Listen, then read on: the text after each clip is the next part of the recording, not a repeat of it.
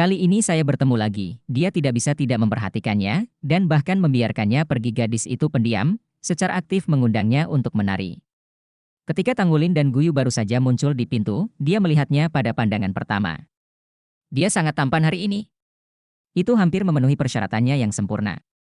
Itu normal untuk menyukai lawan jenis, dan Lin Yuhan tidak tahu banyak tentang itu, tetapi bersedia untuk mendekati Tanggulin.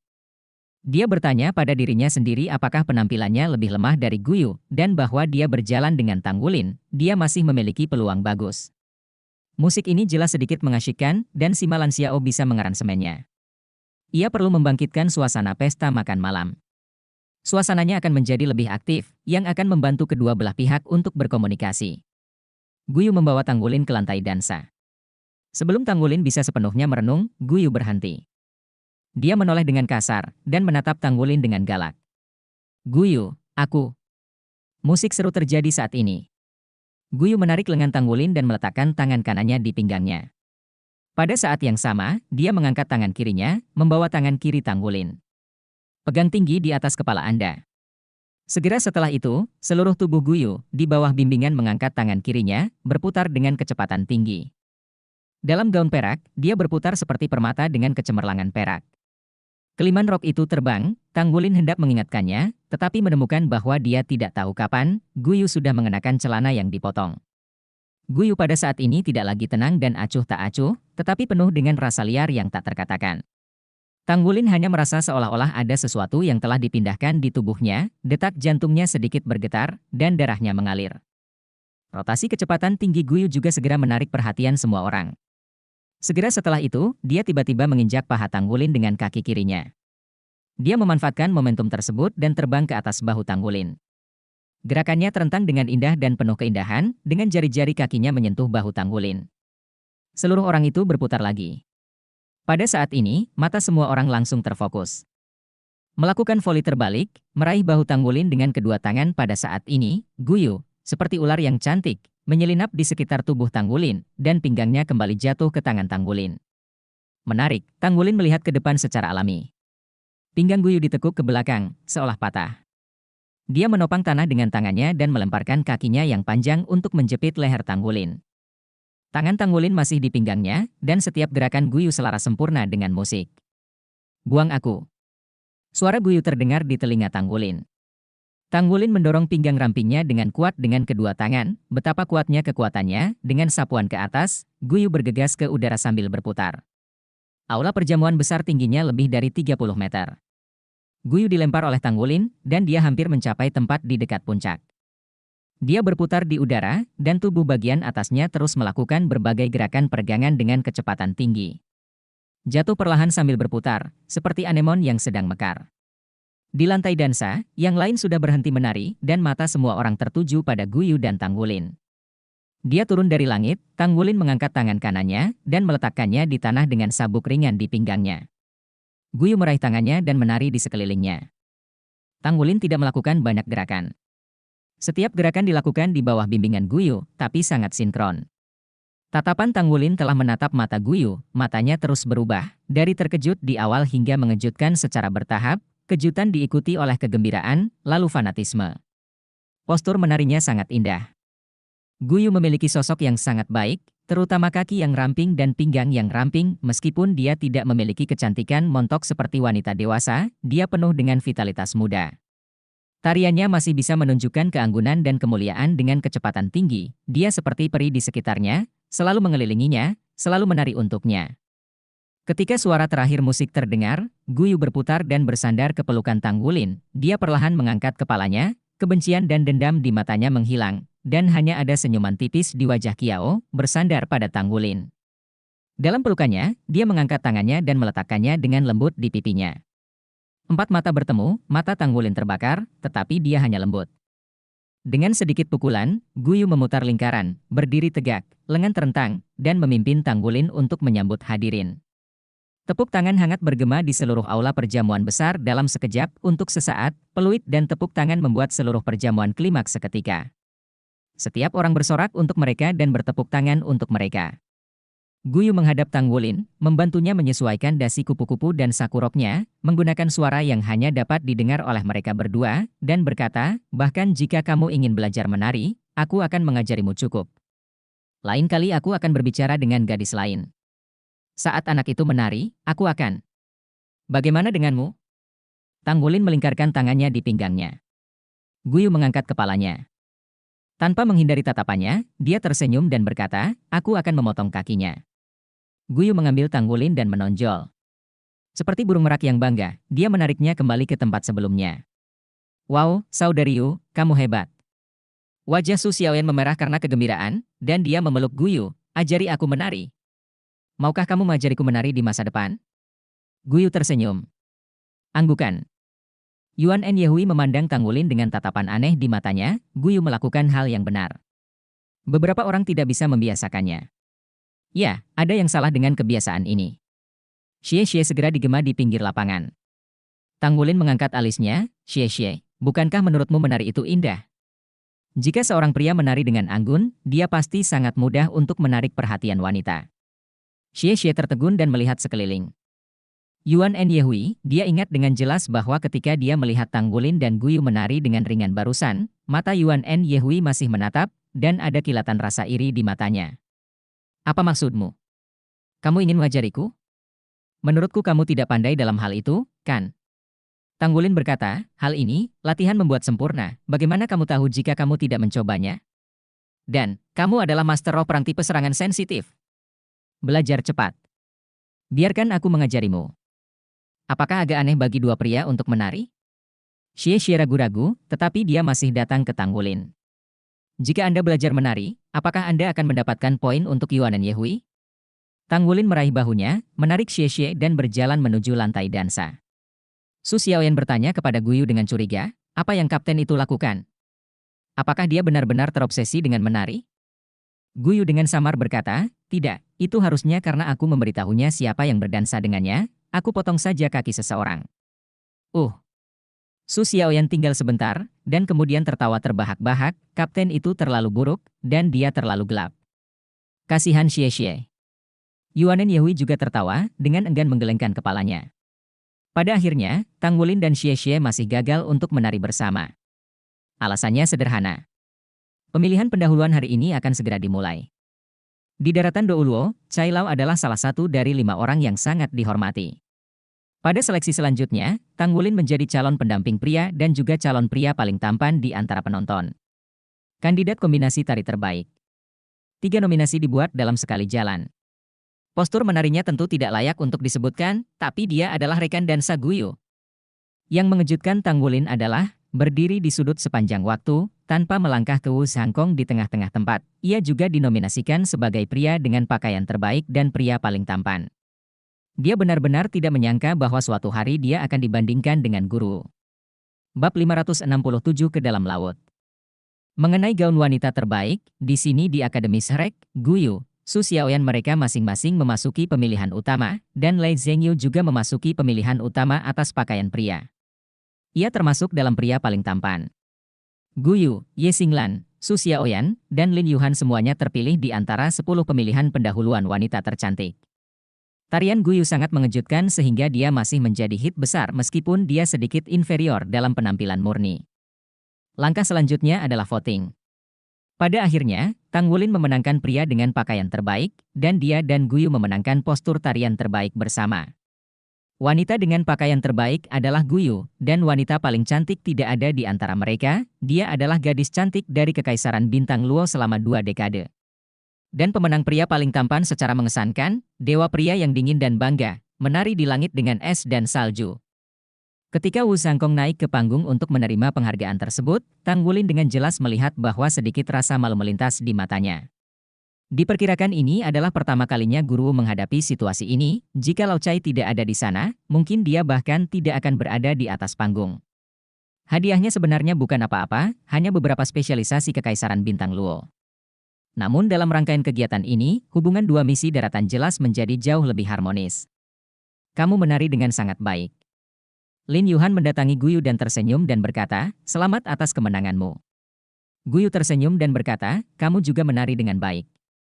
Kedua wanita itu saling berhadapan, samar-samar. Percikan api meledak. Wulin, apakah kamu punya waktu besok? Aku ingin menanyakan beberapa pertanyaan tempaan. Ada studio tempa, apakah kamu ingin berlatih? Lin Yuhan menoleh ke Tang Wulin. Tang Wulin hendak setuju, tapi tiba-tiba ada rasa sakit yang menusuk di pinggangnya, dia terbatuk-batuk, dan berkata, baiklah, saya mungkin tidak baik besok. Saya harus berlatih dan ada pengaturan lain. Lain hari, hari lain. Oke. Saya tinggal di kamar 521. Anda dapat menelepon telepon komunikasi yang Anda gunakan untuk menemukan saya. Saat memasuki laut, tidak ada sinyal untuk semua komunikasi pemandu jiwa, hanya komunikasi setiap kamar di kapal. Oke. Lin Yuhan pergi dengan enggan, dan tangan Guyu ditarik dari punggung Tang Wulin. Tang Wulin menatapnya, dia juga menatapnya. Sangat asam, sangat asam. Di mana botol cuka itu jatuh? Lei Zhengyu tertawa, dan sambil tersenyum, dia melarikan diri lebih dulu. Pesta makan malam sangat sukses, dan anggota delegasi dari benua Douluo dan benua Bintang Luo berkenalan. Identitas anggota misi sangat rumit. Ada orang, petani, industri dan perdagangan, dan tentu saja pertukaran kekuatan tempur sangat diperlukan. Ketika Tang Wulin mendengar kata-kata Wu Changkong, kedua belah pihak memiliki divisi mecha yang sangat kuat dan divisi baju besi yang berpartisipasi dalam aktivitas pertukaran ini. Dan apa yang mereka wakili secara alami adalah akademi. Dari kontak sebelumnya, Tang Wulin dapat merasakan bahwa meskipun siswa Akademi Kerajaan Xingluo baik, mereka mungkin tidak lebih baik dari mereka ketika ada perbedaan usia. Adapun komunikasi spesifiknya, jelas tidak akan on-board, tentu saja tidak menutup kemungkinan di board. Kembali ke kabin, melepas pakaian yang diberikan Guyu, dan menggantungkan pakaian di lemari di kamar. Apa yang bergema di benak Tang Wulin adalah tarian Guyu yang elegan, mulia dan liar.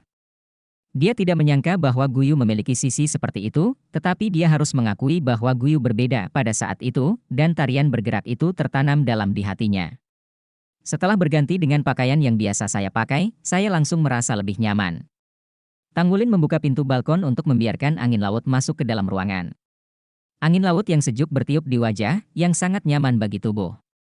Tang Wulin menghirup udara lembab dalam-dalam dan menatap langit.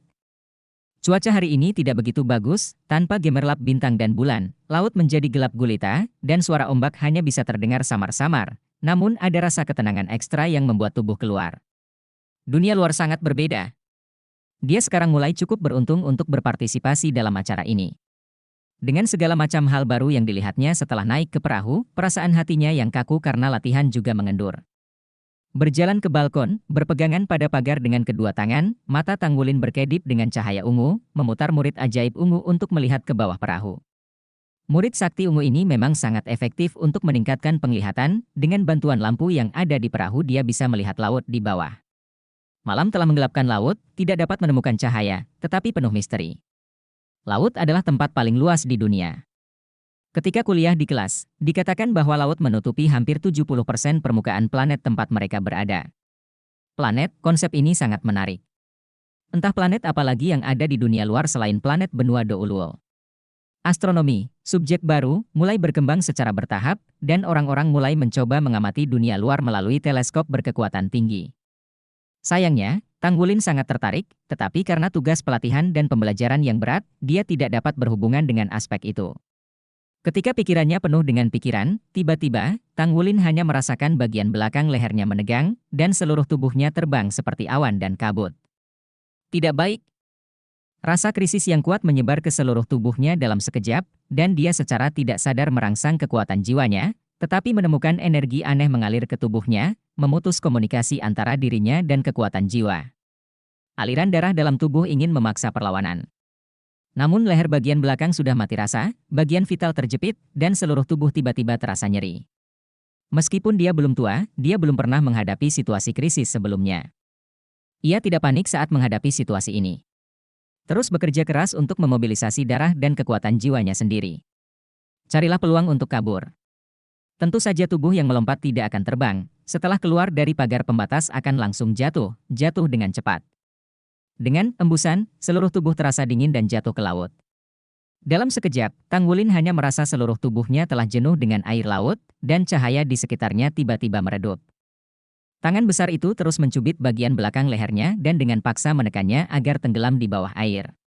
Berat badan Tanggulin sendiri jauh melebihi orang biasa, dan saat ini, kepadatan tubuhnya yang tinggi tidak membawa manfaat melainkan kerugian, ia tenggelam seperti batu dengan cepat. Tidak bisa bernapas lagi. Tanggulin hanya bisa menahan nafas dengan paksa, berusaha keras untuk berjuang, tetapi bagaimanapun juga dia tidak bisa menyingkirkan tangan besar di belakang lehernya. Visinya menjadi kabur dan hitam pekat. Kekuatan jiwa dan kekuatan garis keturunan dalam tubuh ditekan, tidak bisa bernafas. Rasa depresi mengikutinya. Kemudian muncul tekanan yang dibawa oleh tenggelamnya terus-menerus lebih dalam ke laut. Apakah kamu akan mati? Tanggulin tidak bisa menebak siapa yang menyakitinya sama sekali, tetapi tidak ada keraguan bahwa orang ini terlalu kuat darinya. Sehingga dia tidak memiliki kemampuan untuk melawan sama sekali. Tidak dapat berteriak, tidak dapat bernapas, tekanan air yang sangat besar menekan tubuhnya, dia cukup kuat, tetapi ketika dia tidak dapat bernapas, tekanan tersebut menekan oksigen di tubuhnya untuk hilang dengan cepat, dan perasaan depresi yang kuat membuat paru-paru Tanggulin tampak meledak. Biasanya menyakitkan. Di bawah tekanan seperti itu, darah di dalam tubuh sudah mulai gelisah. Tidak mungkin seperti ini, saya ingin hidup. Keteguhan hati tiba-tiba tergesa-gesa, dan potensi Tanggulin sendiri muncul lagi pada saat krisis. Lingkaran emas samar muncul darinya, dan darah di tubuhnya tiba-tiba mendidih dengan gila. Fluktuasi darah yang kuat mendorong tubuh naga emas untuk muncul seketika. Tekanan di bagian belakang leher juga sedikit berkurang. Kekuatan garis keturunan Raja Naga Emas muncul, dan sesak napas sedikit melemah dengan mendidihnya darah. Timbangan muncul. Tanggulin memukul sikunya ke belakang dengan seluruh kekuatannya. Ki dan darah menyelesaikan nasib buruk mereka dalam sekejap, dan Naga Emas mengguncang langit dengan siku. Pada saat yang sama, tubuh Golden Dragon Tiran dilepaskan. Sisik seluruh tubuh tiba-tiba menjadi berkilau. Dia membutuhkan kesempatan untuk membebaskan diri. Kapal di atas belum berangkat, selama meluncur keluar dari laut, ada kemungkinan bisa ditemukan. Di kapal laut, misi kuat dari kedua belah pihak seperti hutan, selama mereka tahu, mereka akan aman. Bang! Terdengar suara teredam di bawah air, dan sikunya serasa menabrak lempengan besi. Jika tubuh Tanggulin tidak cukup kuat, yang ini bisa mematahkan tulangnya. Tekanan pada tangan besar di leher meningkat tajam. Tetapi pada saat ini, efek dari tubuh Tuan Naga Emas pecah. Sisik seluruh tubuh berkedip dengan cepat, Tanggulin bergegas maju dengan ganas, dan dengan bantuan mundur dari siku sebelumnya, dia tiba-tiba melepaskan diri dari tangan besar itu. Di dalam air, pria itu tiba-tiba berbalik, mengayunkan tangan kanannya dengan keras, dan 5 bayangan cakar emas gelap muncul dengan cara yang hampir gila. Dalam menghadapi krisis hidup dan mati, potensi Tanggulin sepenuhnya meledak. Cakar mengerikan naga emas ini, yang didorong oleh tubuh Tuan Naga Emas, jelas merupakan pekerjaan puncaknya. Sebuah cakar terayun keluar, dan laut merobeknya. Dan Tanggulin, yang berbalik, juga melihat orang itu mengendalikannya. Itu adalah seseorang yang seluruh tubuhnya ditampilkan dalam emas gelap, dan dia tidak bisa melihat penampilannya, hanya emas hitam murni. Bab 568 Tepi Hidup dan Mati. Untuk cakar teror naga emas, Tanggulin cukup percaya diri, ini telapak tangannya kombinasi tulang jiwa dan darah sendiri. Itu juga merupakan cara serangan terkuatnya. Pada saat yang sama saat pukulan ini dikeluarkan, darah nasib buruk dikomunikasikan dengan kekuatan roh, hampir sepertiga dari energinya sendiri ditambah energi yang diserap oleh tubuh pengganggu emas. Tanggulin yakin bahwa bahkan jika dia adalah Raja Jiwa 5 Cincin yang kuat, tidak akan mudah untuk memblokir pukulannya sendiri. Namun, dia tercengang di saat berikutnya. Pria itu tidak punya niat untuk mengelak di hadapan cakar mengerikan naga emas. 5 bilah cahaya keemasan gelap menebasnya dengan keras, bilah cahaya hancur dan hancur, tetapi tubuh emas gelap tidak berubah sama sekali. Sebelum Tanggulin melarikan diri ke atas, sebuah tangan besar menangkap tenggorokannya dengan sekuntum bunga di depannya. Tubuhnya terus tenggelam, dan blokade kali ini menekan semua darah yang dimobilisasi Tanggulin. Dia baik-baik saja, dia baik-baik saja. Dipukul langsung oleh cakar mengerikan naga emas sama sekali tidak berpengaruh padanya. Dari tubuh ke jiwa, Tanggulin sudah kedinginan, dia tahu bahwa dia telah menabrak pelat besi. Orang ini jelas bukan orang yang bisa dia lawan. Kekuatannya begitu kuat sehingga dia terlalu jauh di belakang. Tekanan air laut semakin kuat, dan wabah sebelumnya juga membuat Tanggulin gagal lebih cepat. Tekanan yang luar biasa membuat tubuhnya mati rasa, dan depresi membuat otaknya mulai terlihat sedikit kesurupan. Sisik naga di permukaan kulit masih ada, memancarkan cahaya keemasan yang samar, dan darah di tubuh masih mencoba menyerang, tetapi kekuatan musuh terlalu kuat, dia tidak memiliki cara untuk mematahkan penindasan. Ketika semuanya selesai, Tanggulin menunjukkan senyum masam di sudut mulutnya. Saya tidak berharap bahwa saya akan mati di lautan ini dengan begitu tidak jelas. Mungkin, tidak lama lagi, dia akan menjadi makanan binatang jiwa laut, dan menjadi makanan di laut. Ada hitam pekat di depannya, dan bahkan emas hitam di tubuh lawan pun tidak terlihat. Anggota tubuh Tanggulin mulai mengendur, halusinasinya menjadi semakin serius. Dia sepertinya melihat lorong yang gelap, dan di akhir lorong, sepertinya seseorang menyapanya. Pada saat ini, tangan besar yang menempel di lehernya tiba-tiba mengendur. Pada saat dia melepaskannya, pembuluh darah Tanggulin tiba-tiba mengalir deras, dan pembuluh darah beredar, menyebabkan halusinasinya menghilang sedikit dan dia sedikit sadar. Samar-samar aku bisa melihat sesosok tubuh naik, sementara tubuhnya sendiri masih tenggelam. Dia mengira aku sudah mati? Tubuh Tanggulin masih dalam keadaan hipoksia yang sangat parah saat ini, tetapi naluri bertahan hidup membuatnya langsung sadar. Jika pihak lain benar-benar berpikir bahwa dia sudah mati, maka kesempatan untuk bertahan hidup akan datang. Menggigit ujung lidahnya dengan keras, dengan bantuan kesemutan yang kuat, dia membuat dirinya lebih sadar. Dia tidak mencoba mengapung untuk pertama kalinya, tetapi pertama kali melambaikan tangannya untuk mengendalikan tubuhnya agar tidak tenggelam. Dia perlu menunggu musuh yang tidak bisa dijelaskan itu menjauh, jika tidak, begitu dia ditemukan oleh lawan, dia pasti akan mati. Setelah menunggu puluhan detik, rasa sakit di tubuhnya seakan meledak, membuatnya berhalusinasi lagi. Tanggulin tidak berani menunggu lebih lama lagi, menggigit ujung lidahnya lagi, menggunakan sengatan untuk membuat dirinya sadar. Bagi orang biasa, di bawah tekanan air yang begitu besar dan hipoksia yang berkepanjangan, mereka pasti sudah meninggal. Tapi dia memiliki darah Raja Naga Emas, vitalitasnya sangat kuat, dan potensinya sendiri sepenuhnya terstimulasi dalam menghadapi krisis hidup dan mati. Dengan gelombang kekerasan lengannya, dia dengan enggan menekankan bahwa tidak banyak kekuatan jiwa yang tersisa di tubuhnya, dan pergi ke hulu. Tumbuh di kota pesisir sejak kecil, berenang bukanlah apa-apa bagi Tanggulin.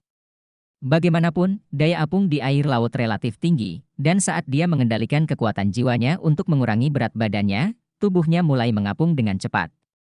Tekanan air mulai bekerja, namun kekurangan oksigen tetap membuatnya berhalusinasi. Tanggulin menggertakkan giginya, hidup dan mati dalam satu gerakan ini, tidak peduli apa, dia harus bertahan.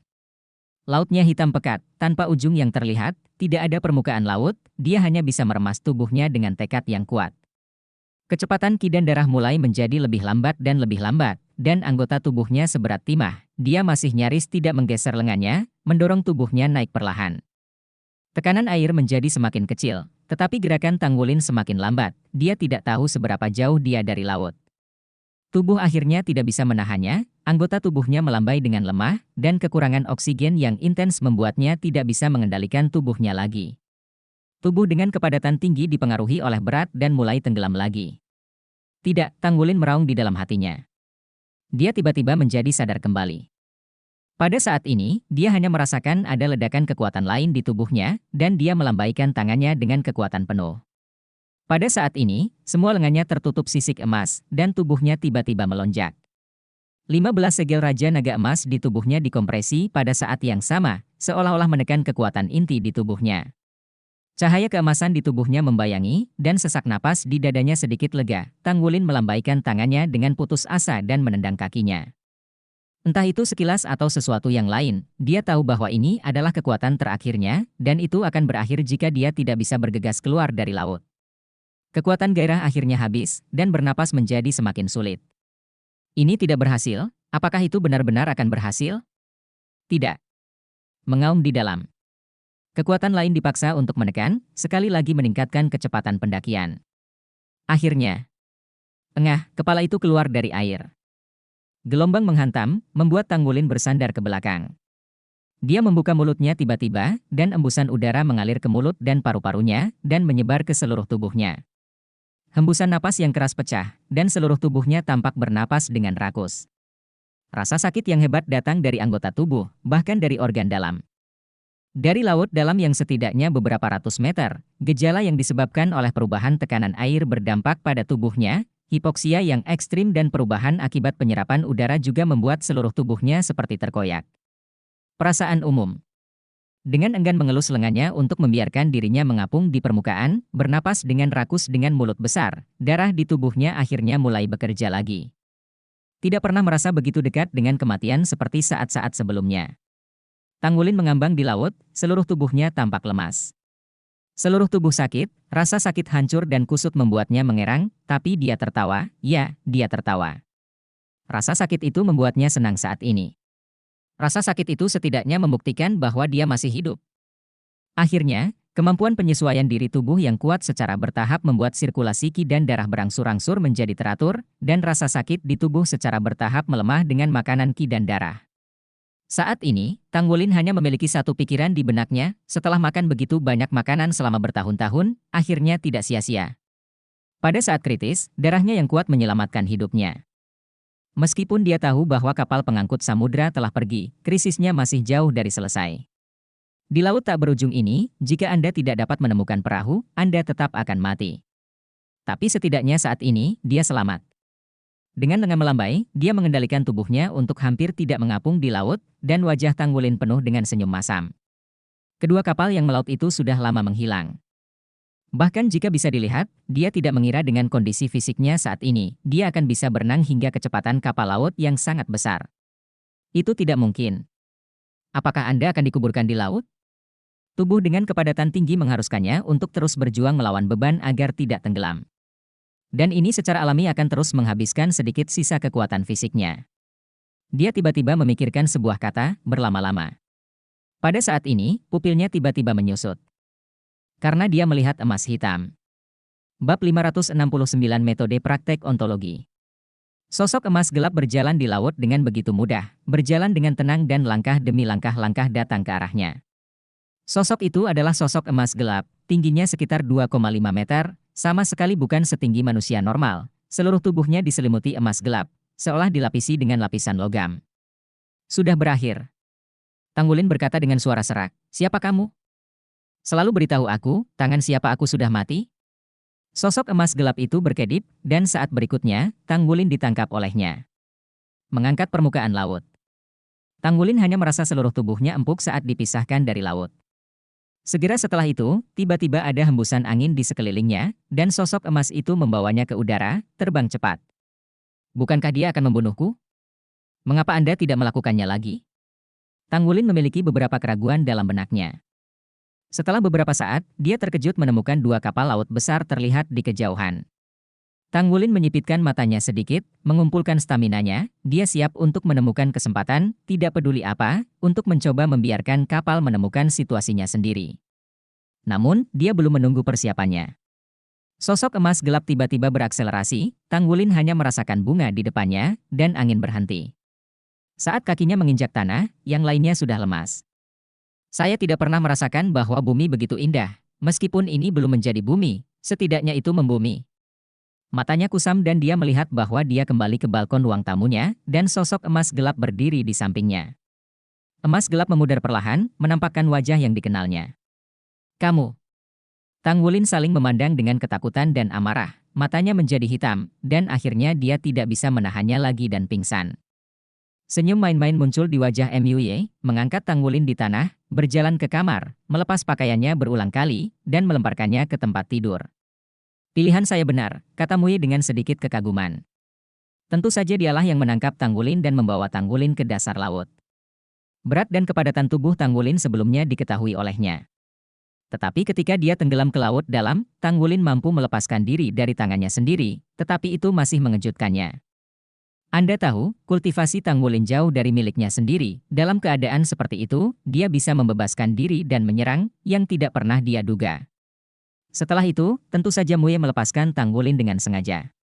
Dia sengaja melepaskan Tanggulin ketika dia masih memiliki kesadaran untuk melihat apakah tubuhnya dapat terus mengatasinya. Dia menderita rasa sakit yang sama sebelumnya. Ia teringat bahwa pada saat itu, ia akhirnya berjuang untuk mencapai hulu kurang dari 30 meter sebelum ia tidak dapat melanjutkan perjalanan dan berada di ambang kematian. Mecha tingkat dewanya telah berada di bawah air, mengamati Tanggulin dengan diam-diam, dan begitu tanda-tanda vital Tanggulin turun ke tingkat tertentu, dia akan segera diselamatkan.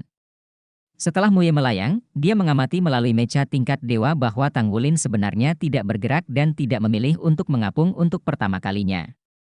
Dia berpikir bahwa Tanggulin tidak tahan, tetapi dia dengan cepat mengamati bahwa dia tidak tenggelam lagi, tetapi mengendalikan tubuhnya dengan tangannya. Dia berada di ambang hidup dan mati, dan dia masih bisa memiliki kesadaran ini, mengetahui bahwa dia bisa menyelamatkan dirinya sendiri setelah dia jauh. Tidaklah mudah untuk menjadi begitu tenang dalam menghadapi krisis. Setelah itu, wajar untuk mengamati seberapa banyak Tanggulin bisa bangkit. Padahal, mereka sudah berada di laut dalam di bawah 500 meter. Tanggulin segera melampaui jarak yang dia melayang saat itu. Saat dia akan gagal, cahaya keemasan di tubuhnya berakselerasi lagi. Itu habis dan dipercepat. Semua ini membuat Muye terpana, dan yang tidak dia duga adalah pada akhirnya, Tanggulin benar-benar bergegas keluar dari laut dengan kekuatannya sendiri dan berhasil menyelamatkan dirinya sendiri. Dalam catatan sekte ontologi, hanya leluhur pertama yang mendirikan sekte ontologi yang dapat melakukannya. Pada awalnya, patriark ontologi asli dibingkai dan ditenggelamkan ke laut, tetapi di bawah tekanan laut, dia membangunkan jiwa bela dirinya untuk kedua kalinya dan memiliki jiwa bela diri ontologi yang kuat. Oleh karena itu, pengujian di laut dalam ini juga menjadi pengalaman yang harus dialami untuk masuknya ontologi. Berdasarkan hasil tes, bakat pemula dapat dinilai.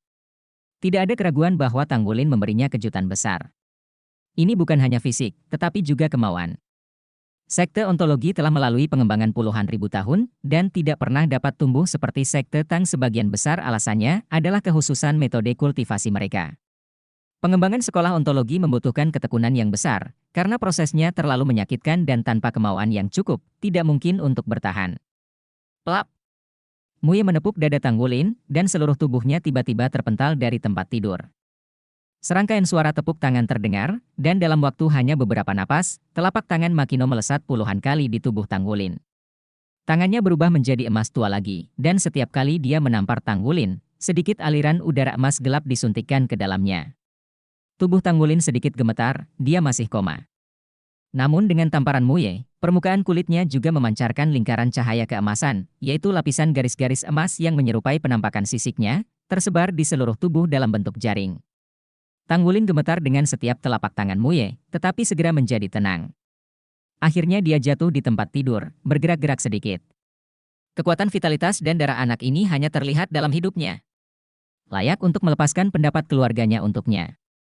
Dalam keadaan koma, Tanggulin hanya merasa bahwa dia terjebak dalam melting pot besar, seolah-olah tubuhnya terus-menerus dipanggang, dan darah di tubuhnya menyembur, bahkan dalam tidurnya, rasa panas menyiksanya sampai mati. Saya tidak tahu berapa lama, dan rasa sakit itu berangsur-angsur mereda sebelum dia tertidur lelap. Bang, bang, bang. Ketuk pintu, Tanggulin hampir saja membuka matanya, dia hanya merasa badannya sedikit lemas, tidak ada kekuatannya. Dengan lemah dia berkata, "Siapa?" "Kapten, makan." "Dengar." Setelah makan kata-kata itu, Tanggulin tiba-tiba duduk. Meski tubuh penuh dengan ketidaknyamanan, perut malah semakin tidak nyaman. Rasa lapar yang kuat membuatnya buru-buru bangun, dan baru saja hendak membuka pintu, dia menemukan bahwa seluruh tubuhnya mulus dan bersih. Memori tadi malam muncul. Aku melirik ke arah balkon, pintunya tertutup. Apakah bisa dikatakan kemarin adalah mimpi? Mustahil. Mimpi ini terlalu nyata. Oke, saya akan segera keluar dan menunggu saya. Setelah mandi singkat, Tanggulin benar-benar merasa bahwa dia bahkan tidak memiliki kekuatan untuk memegang sikat gigi. Seluruh tubuhnya lemas, seolah tulangnya telah meleleh. Kenakan pakaian Anda dan buka pintunya. Mitra sudah menunggu di luar pintu. Ada apa denganmu? Suara terkejut Guyu terdengar. Kapten, kenapa kamu pucat sekali? Apa kamu baik-baik saja? Xie juga tampak terkejut. Penampilan Tanggulin saat ini benar-benar tidak terlalu bagus, belum lagi lingkaran hitam, wajahnya pucat seperti kertas, dan dia terlihat lemah.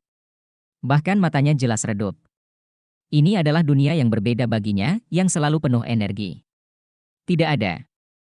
Kultivasi kemarin tidak berjalan dengan baik, dan keadaan tidak terlalu baik. Ayo pergi, saya sangat lapar. Lisi, makanlah dulu roti. Kata Tanggulin saat dia datang ke Sulisi ada di sampingnya, memegangi bahunya. Melihat bahwa dia masih penuh keinginan untuk makan, ekspresi Guyu sedikit rileks. Xie menghampiri Tanggulin dan berbisik, "Bos, kamu tidak akan bangun di malam hari setelah menonton tarian Guyu tadi malam." Sakit rasanya terlalu banyak berfantasi tentang pria dan wanita. Tanggulin memutar matanya, benar-benar ingin melempar orang ini ke laut untuk direndam, tetapi dia benar-benar tidak memiliki kekuatan apapun sekarang, jadi dia hanya bisa menatapnya. Bab 570 Dabu. Roti dan daging tidak ada di lipatannya, mantra Sulici membaca sebuah kalimat, roti daging besar pemulihan diserahkan. Tanggulin memasukkan roti daging besar ke dalam 3 atau 2 mulut dan terus menjangkau Sulisi sebelum dia berjalan ke restoran di lantai 3, dia telah makan hampir 20 roti daging besar. Efek memulihkan roti daging besar itu memang luar biasa, dan penampilan Tanggulin yang sakit jelas lega. Wajahnya sudah tidak pucat lagi. Restoran di atas kapal sangat besar, karena harus menampung ribuan orang untuk makan dalam waktu yang bersamaan, dan berbagai fasilitas yang lengkap, yang sama sekali berbeda dengan makanan dingin yang tidak menginspirasi tadi malam. Di setiap meja ditempatkan hidangan dingin, bubur, berbagai telur, dan makanan laut. Yang lain secara sadar tidak duduk satu meja dengan Tanggulin, karena mereka tahu bahwa makanan di atas meja itu mungkin tidak cukup untuk dia makan sendiri. Ini masih pagi, meski makanan di restoran sudah siap, hanya sepertiga orang yang makan. Tanggulin menemukan meja di sudut dan duduk dengan kedua tangan terulur, mengambil 6 telur di depannya, baru akan mulai makan. Ada suara lembut di telingaku. "Wulin, kenapa kamu makan di sini sendirian?" Tanggulin mendongak, bukan Lin Yuhan. Lin Yuhan memandang akademis Shrek dan yang lainnya di meja berikutnya, terutama Guyu, dan kemudian ke Tanggulin, matanya tidak bisa menahan untuk tidak bertanya-tanya. Ya. Tanggulin terlalu lapar sekarang, jadi tidak ada waktu untuk menjelaskan, jadi dia mulai makan. Meja sebelah. Saudariu. Su Xiaoyan membengkak ke arah Guyu. Guyu secara alami melihat rasa malu Lin Yuhan, dengan senyum main-main di wajahnya, tapi dia tidak bermaksud pergi ke sana. 10 menit kemudian. Kamu benar-benar bisa makan.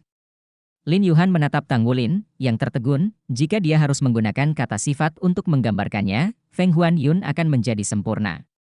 Makanannya benar-benar tidak terlalu indah, dan waktu makan untuk sementara telah berkurang 2/3. Tanggulin bahkan tidak punya waktu untuk berbicara, dan terus makan. Semakin banyak makanan di perutnya, semakin sedikit dia menemukan kelemahannya. Benar saja, jika Anda ingin mengisi kembali vitalitas dan darah Anda tetap harus mengandalkan makanan. Sangat disayangkan makanan di atas kapal memiliki nutrisi yang terbatas. Lin Yuhan menelan seteguk air liur, kalau begitu aku akan makan dulu. Melihat Tanggulin tidak punya waktu untuk memperhatikan dirinya sendiri, dan kesan baru yang dia bawa padanya, Lin Yuhan pergi dengan cepat. Apakah ini membuat takut? Su Xiaoyan akhirnya mengerti mengapa Guyu tidak lewat.